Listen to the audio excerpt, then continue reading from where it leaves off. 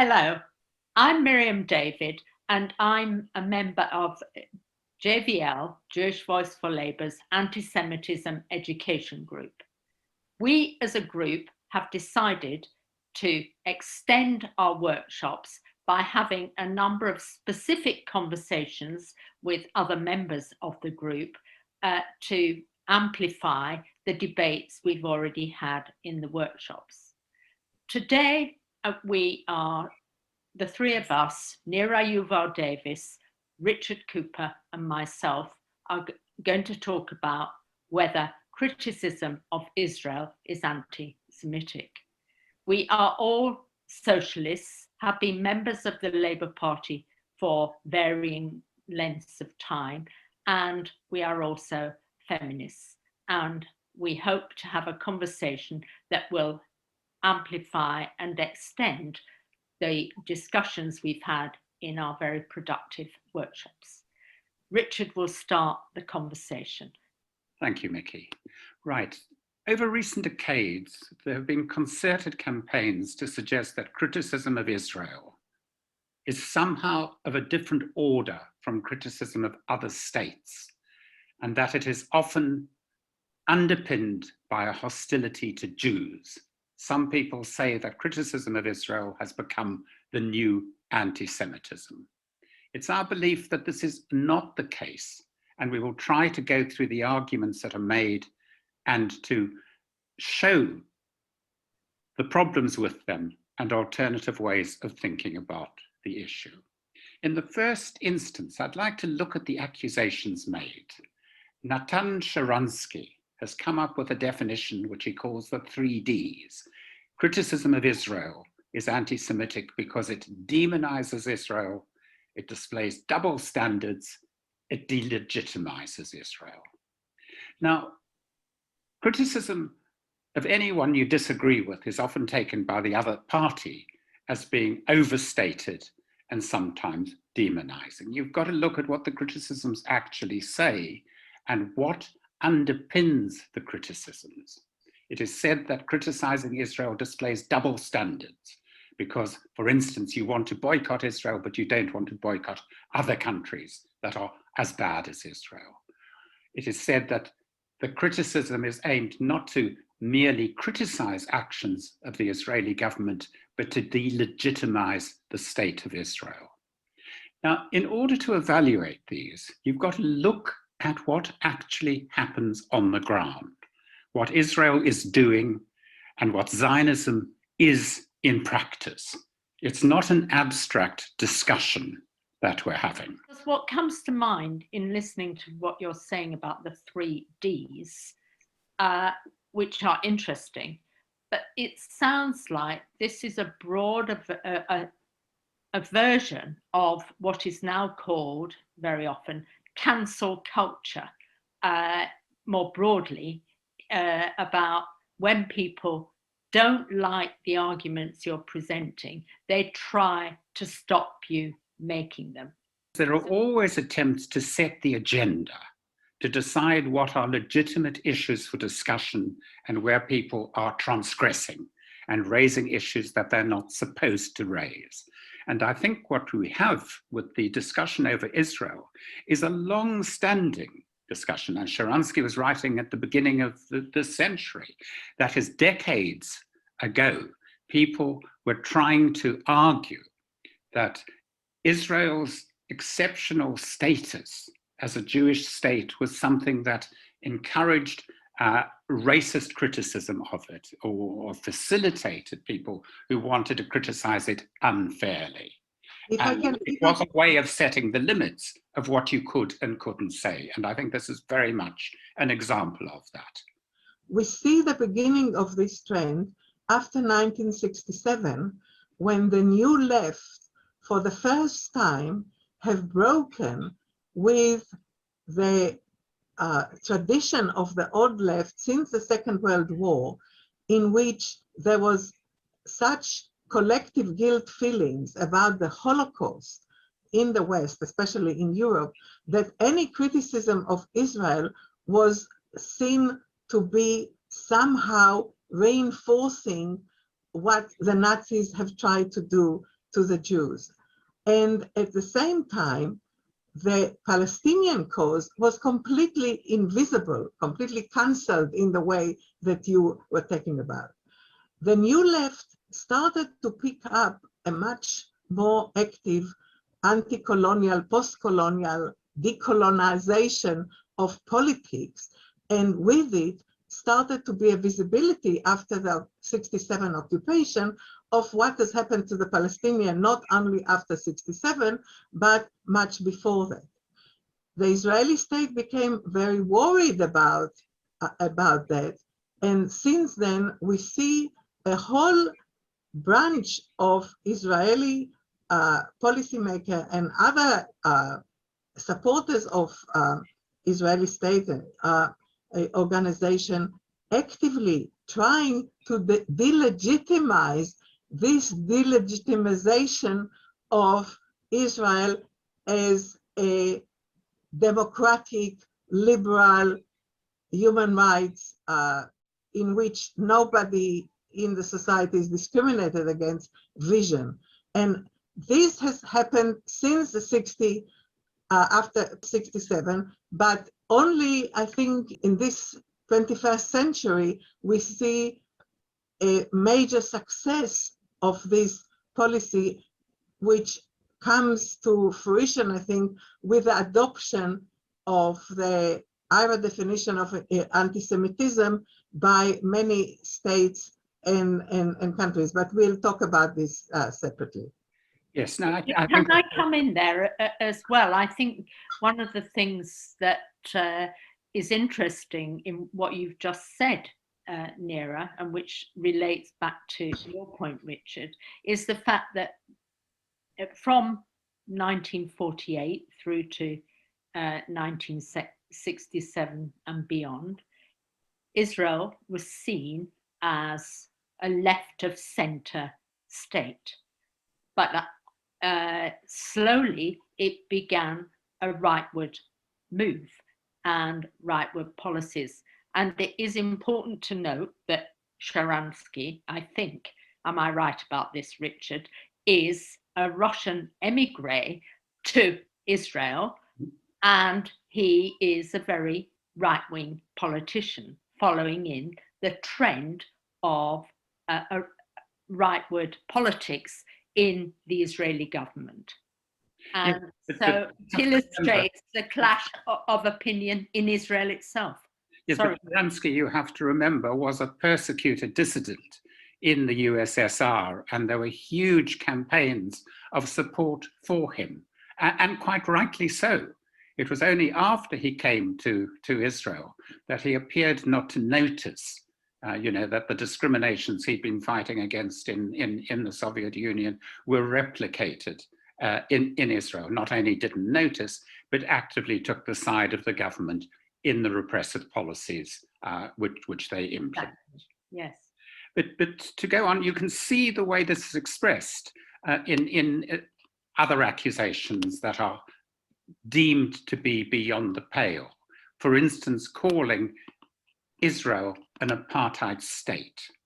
Now, this, in recent months, has become a very important criticism, because it has been taken up and endorsed by two Israeli organizations, Yesh Din and B'Tselem. B'Tselem is the premier human rights organization in Israel. And it recently issued a report saying that you cannot look at Israel and the occupation as though they are two separate entities, but that Israel is the power that rules over the entire territory in one form or another between the river and the sea. And that taken together as a whole, the regime is one in which apartheid is the functioning reality.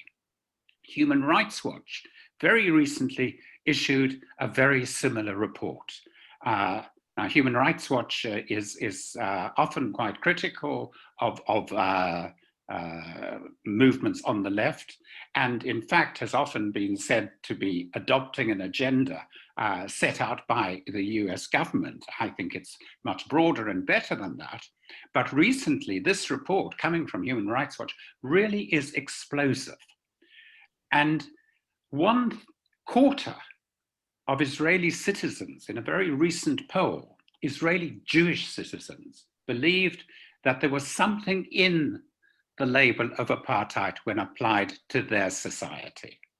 In other words, the need to try to make sense of what is happening in Israel, where you have one ethnic group, the Palestinians, quite clearly discriminated against, justified by the Israeli state as saying, this is just temporary, it's an occupation, and the occupation will end, and they will have their own solution, whatever it will be, and it's got nothing to do with apartheid. But these reports make it quite clear that the lives, in a day-to-day sense, of the entire Palestinian population, whether in Israel, the West Bank, even in Gaza, is determined by the nature of the Israeli regime. And I I would go much further than that, Richard, and I think it's very important, even when one does not agree with it, not to see it as anti-Semitic, to see that not as starting at 67, not even starting in 1948 when the Israeli state started and all the Palestinians who were formerly citizens of Israel were formally under military government and were not allowed to move from the area where they lived between 48 and 65, but actually since the beginning of the settlement of the Zionist settlement in Palestine, which was very similar to settler colonialism in other countries. So whether we call it settler colonialism, whether we call it apartheid, whether we call it occupation, what is quite clear is that we cannot say or see Israel as a so-called normal social democratic nation state in the way that Israel would like to be seen, and in which any criticism which says, no, it is not, claim that it is anti-Semitic. Yeah, I think that's very important. It is another example of what you were talking about, Mickey, of the way in which you try to define out certain kinds of questions as illegitimate from the start. I think the thing we've got to bear in mind is the situation in Israel is a very peculiar one, probably unique historically, though it has many parallels with other societies. It is the attempt to get to grips with that in ways which supporters of the state of Israel don't like, that they try not to answer the content of the criticisms, but to rule out your right to pose those criticisms or to use those concepts in this context. For instance, people will say apartheid, we know about it in South Africa. Israel is nothing like South Africa. Palestinians in Israel can vote, which is true, and therefore it can't be apartheid. That is, if you merely take apartheid as being the particular narrow form it took in South Africa. In 1973 already, the United Nations adopted a broader definition of apartheid. And within the framework of that definition, there are clearly elements of the Israeli reality which fit. How close a fit they are is up for discussion. But what we're arguing for is that the right to discuss this is what you need to insist on. And it is not anti-Semitic to raise these questions. That's the point I'd like to stress in this discussion today. And equally, when it comes to the argument that calling for boycott, divestment, and sanctions is anti-Semitic, it is the same kind of argument I think we must insist on. We are calling, or the BDS movement is calling for strategies to put pressure on Israel. People say, boycotting Israel, that's boycotting Jews. We know who did that, it was the Nazis.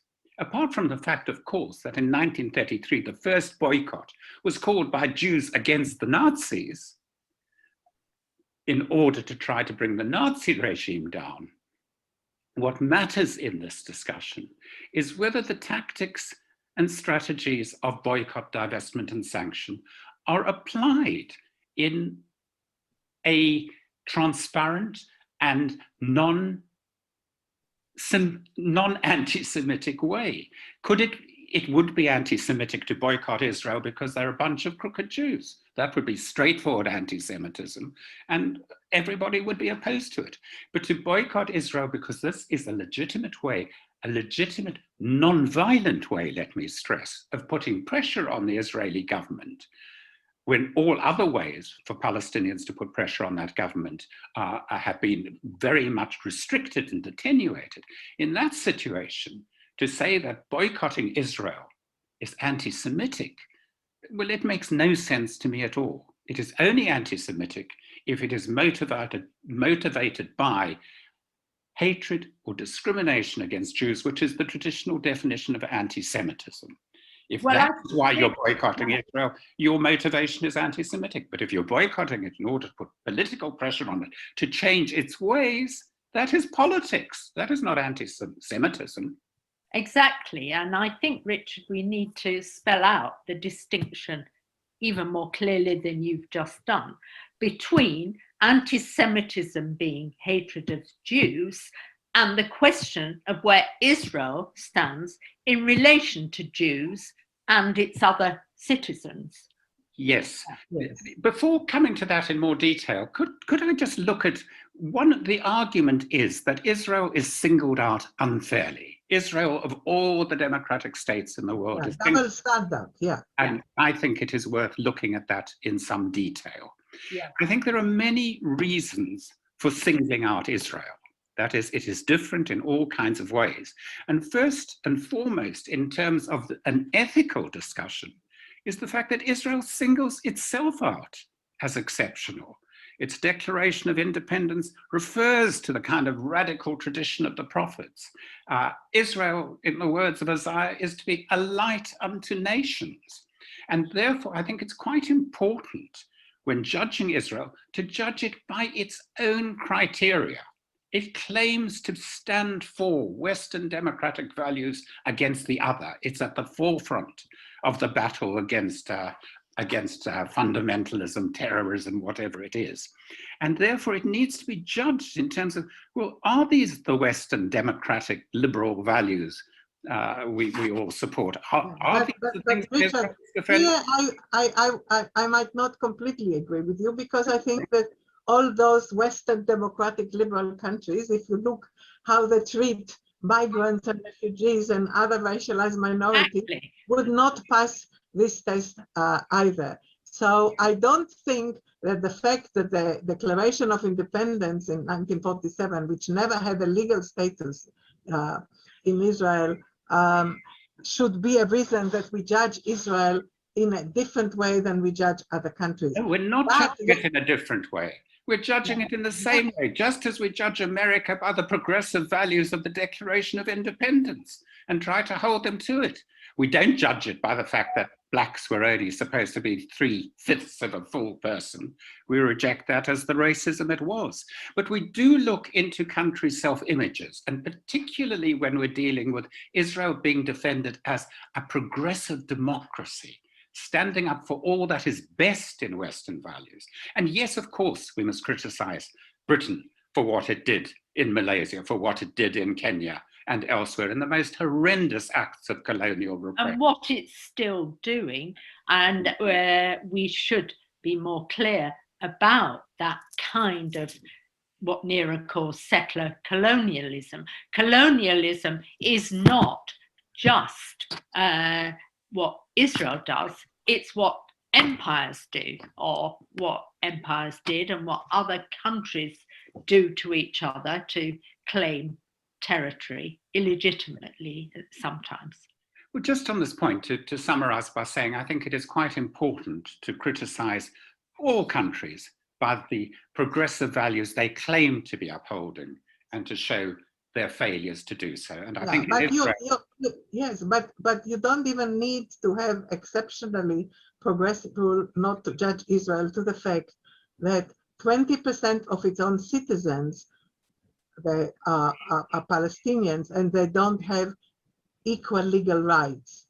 And almost 50% of the people under the power of Israeli governance, the Palestinian also in the occupied territories, are very much without any kind of citizenship rights and civil rights, and the daily act of continuous occupation and so on. So we don't need to see Israel as a special case that it claims to be progressive, and it is not, in order to say, stop, you are occupying against international law in a way that most other states in the world do not do, and therefore we need to fight against this in a way which is special. Of course, it is not the only state in the world which is acting against the international national law. Look what Saudi is doing in Yemen and all this kind of thing, of course, and we have to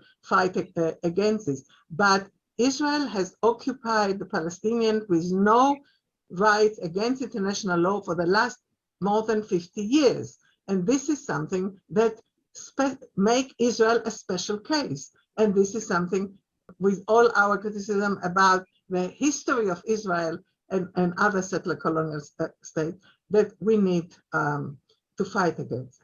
What complicates it is not this issue of double standard, which we just dealt with, but the third D of Sharansky, of delegitimization, because here we come not to the delegitimization of Israel as a state, but what has become a popular Zionist ideology of many mainstream diasporic Jews who see in Israel the collective identity of all Jews. And if you criticize Israel, that means you criticize them and you delegitimize them. And I think a lot of the passion, of the hurt of many mainstream Jews against criticism of Israel, which we have seen within the Labour Party and outside the Labour Party, and we need to address, is because they see Israel, as Israel and the Zionist movement represented itself, as representing the Jews all over the world and as a collective identity of the Jews. But the reality is that for many, many Jews, including Israeli Jews like me and others, Israel is not our collective identity as Jews. And you cannot make a state in which most of the Jews who see it, their collective identity, have never, even if they've visited there, have never lived there, don't have relatives there, don't pay taxes to, although they probably contribute some charity or whatever, see it as something which is more important than the rights of the people who live there and their families and have always lived there. You talked about Nathan Sharansky. Let me quote you Elie Wiesel, a very famous Nobel Prize author, a Holocaust survivor, who said, "Jerusalem is my heart, and therefore I have rights to it. The people who lived in Jerusalem don't have rights, but Elie Wiesel, who lives in New York, has a right on Jerusalem." We are talking here about not rational issues. We are talking here about emotions. And while we have to be sensitive to people's emotions, part of our task, I think, is to try, not of the British Jewish community, but of the American Jewish community, have awakened to this, that by identifying themselves with Israel as their collective identity, on the one hand, and on the other hand, opposing all violations of human rights that Israel is doing, they find themselves in an impossible position. And they say, no, we have, most of the Jewish history has been diasporic Jewish history. We have an autonomous right of existence and reproduction and collective existence without being dependent on Israel. And I think this is where a lot of the issues, the emotional issues, not the rational issue, but politics is not about rationality, it's about emotion. This is where we have to look at, it's painful, it's not easy, But we have to tell the people, please, you don't have to depend on Israel, whatever it does. You can support the good things that you feel it's doing, but please don't feel bound with whatever it does, which includes, Netanyahu has given a solution to extreme anti-Semites like the Hungarian Orban and other extreme rights, including Trump leaders. So this all clouds the issues. And therefore, we have to be very careful and to say it is not delegitimizing the Jews by delegitimizing the existence of Israel as an apartheid state, as a state that violates international law. And the fact that we want to change Israeli state to be the representative of all the people who live there, all its citizens, does not mean that we want to push the Jews into the sea, as everybody kind of already extrapolate. The fact that SNP wants to do away with the United Kingdom does not mean that it wants to put all the English people into the English Channel and to drown them. But in the Israeli case, all these mythologies, all these emotions and passions have collapsed all these issues together. And what we are trying to do is to show people, say, no, don't do that.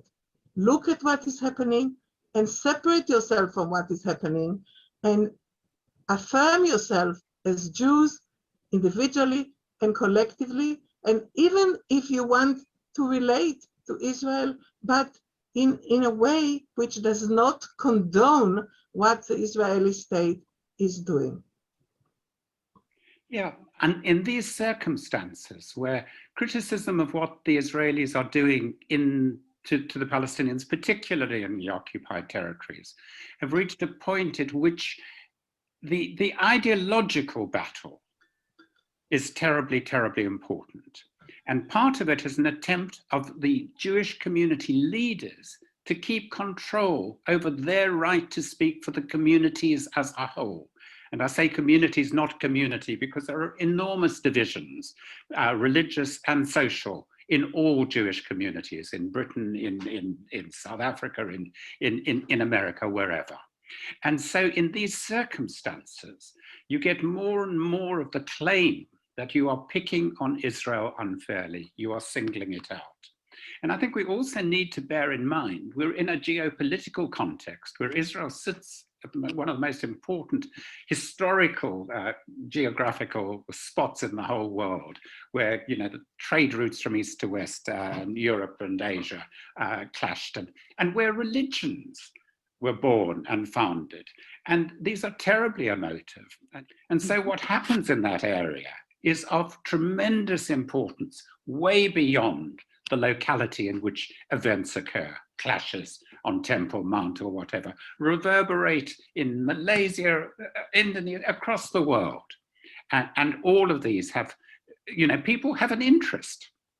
We in Britain have a particular interest because Israel in its current form would probably not have existed if there hadn't been a British mandate in which Britain promised a Jewish homeland, not at the Balfour Declaration, not a state, but a Jewish homeland in someone else's home, which, Britain at the time, an imperial power, had no more right to do than anyone else. And all these are instances which kind of bring the focus onto Israel. We in Britain in particular have a historical responsibility for the outcome that we're now witnessing there. And people care passionately about that. And they do say, not because they're being anti-Semitic, but because they have a respect for themselves, their responsibilities, their histories, their involvements, and so on. And I think we need to bring all of these into the equation when we think about it. Well, in fact, I think you've both expressed this really well, but the whole time in these debates, there is a conflation between Israel, Jews, and the land or the area. And we need to be able to separate out what is Israel, who are Jews separately, as Nira said earlier, the Israeli government is constantly trying to appeal to all Jews across the world and trying to bring them in when issues of anti-Semitism may occur, as if they were representative of all Jews. And we need to separate out, therefore, those different kinds of political strategies around the area and the land, rather than keep them as if they're all the same. Yeah. And you know, the way in which Israel tries to mobilize and speak on behalf of Jews worldwide is a real problem, because we are told, and I agree, we should not hold Jews responsible for what the state of Israel does. But comes a conflict in the Middle East, and where do our communal leaders stand? 100% behind Israel in any war on Gaza, in any terrorist attacks, in any perceptions of a threat to Israel. They speak on behalf of all of us. And I think the big... Not all our communal, the mainstream, the hegemonic, but there are more and more others. And again, we do not have to contribute to their presumption of representing all of us, but saying our communal leaders. They are not my communal leaders. I don't think they are either of yours. And I think that this is, very important. I think we started by trying to look at when criticism of Israel is anti-Semitic and when it is not. I think we should probably try and sum up maybe some kind of rules of thumb in terms of when it is and when it is not, in order to make clear what we were aiming at. Yeah. I'm happy to make a suggestion on that, and to say, yes, criticism of Israel can be anti-Semitic, undoubtedly possible, if it shows prejudice, hostility, or hatred towards Jews as Jews, which seems to me all you need to have for a perfectly workable definition of anti-Semitism. Or to put it another way, quite graphically, criticism of Israel is anti-Semitic if and insofar as it is anti-Semitic without any reference to Israel, i.e. it is showing hostility to, hatred of, discrimination against Jews as Jews. Does that happen? Yes. Is it the norm with criticism of Israel? No. The norm with criticism of Israel is that it arises out of the actions of the Israeli state.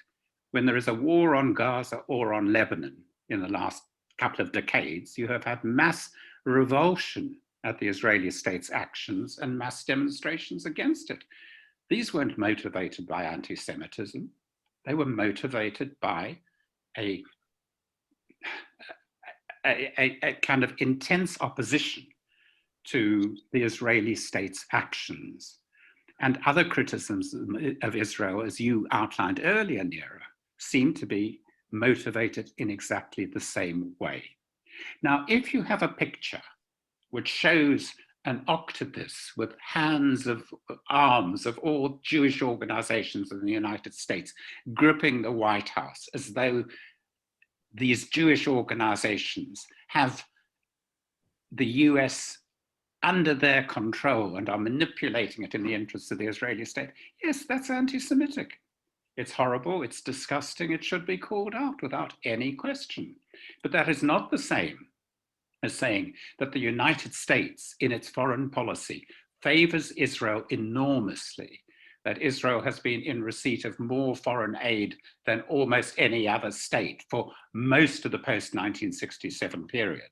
There were times when Egypt got a lot, when Iraq got a lot, but by and large, the amount of money going to Israel every year, over $3 billion, is an enormous positive singling out of the state of Israel for geopolitical reasons, for imperialist reasons, if you like. It doesn't make the United States anti-Semitic because it's singling out Israel. It does make it imperialist and oppressive and supporting the wrong side in many ways in some of the struggles we ought to be waging. So just to give it a twist, we said that not every criticism of Israel is anti-Semitism. Not every support of Israel is not anti-Semitic. We know that there are many Christian evangelics and many others since the beginning of the Zionist movement. The anti-Semites agreed with the Zionists that the place of the Jews is not with them, away. They supported a separate establishment of a Zionist, of a Jewish state, so that the Jews will not continue to live among them. And now Christian evangelicals in the United States, the extreme right, who are very anti-Semitic, also very much support Israel and the settlements, because according to their beliefs, Jesus will not come back until all the Jews will regather in the Holy Land. And then, of course, if they don't agree to convert to Christianity, they'll all have to perish one way or another, and so on. But at the moment, they give huge amount of money to settlements and yeshivas and so on. Therefore, we cannot equate either support or criticism of Israel with anti-Semitism. We have to examine the arguments each time in its own merit. We also have to continue to unpick the systematic conflation of being Jewish, of being Zionist, of being pro-Israel, that these are all different categories and they are not the same thing. As you've just said, the biggest Zionist supporters in the world today are Christian fundamentalists. But it is when I'm using this ironically, our communal leadership constantly conflate being Jewish and being pro-Israel as though they are the same thing, as though they're part of our identity. This is not my identity, and I reject this identification. They make the confusion of Jew, Zionist, and Israel, and then come down like a ton of bricks on anyone else who repeats this confusion, because they're being anti-Semitic by holding Israel responsible, or holding Jews responsible for the actions of Israelis and so on. Yes, as I said before, Jews are not responsible for what Israel does. But sometimes, listening to what the Board of Deputies of British Jews says, you would think there was no distinction between Jews and supporters of Israel. We've got to constantly try and separate these things out, organize within the Jewish communities in Britain to try and make these distinctions clear. And let me say that this fault line which runs through the Jewish community in Britain and America and elsewhere is also a fault line in Israeli society. There is a section of Israeli society, a relatively small section now, sad to say, which does not feel at all at home with what Israel is doing, and far more identifies with Jewish democratic rights for all, in whatever form it is to be realized within the territories of Israel-Palestine, and to identify with progressive elements in the Jewish communities in Britain, America, and elsewhere. Well, I think we probably need to pause there, but I think we've opened up a whole lot of issues that are really important for the future, and how, and perhaps we should mention this here, the IHRA definition of anti-Semitism is not very helpful for opening up all of these complex and nuanced questions. Further discussion, along with the new debate that's emerged from the Jerusalem Declaration on Anti-Semitism. Interesting that they use the J interchangeably with being Jewish.